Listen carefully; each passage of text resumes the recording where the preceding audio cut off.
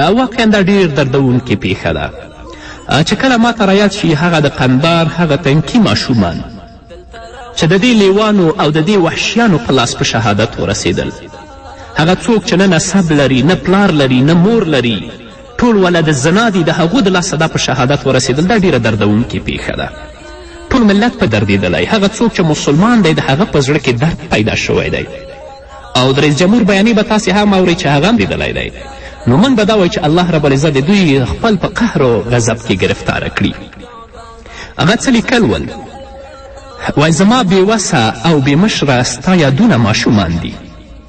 زما بېوسه او بېمشره ستا یادونه ماشومان دي. ستا په وینو سره لاسونه او آهونه ماشومان دي. ته په خاورو لطپت شوې، ته په خاورو لطپت شوې د سرو وینو سمندر کې. ته له برمه راولیدلی ستا خیالونه ماشومان دي.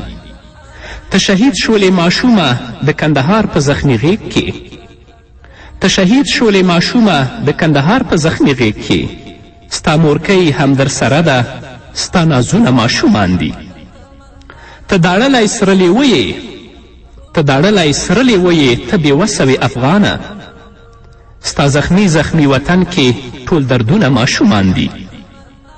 ته ډیوه وې د مورجانې، ته ډیوه وې د مورجانې کوم ظالم په وینو سور کړې. ته ډیوه وې د مورجانې کوم ظالم په وینو سور کړې. ستا د تورو ښکلو سترګو سپین سیندونه ماشومان دي. نو الله دې دوی تباه کړي. الله دې په خپل قهر و غضب کې دوی گرفتاره کړي. دا بې نسبه او ولد زنا.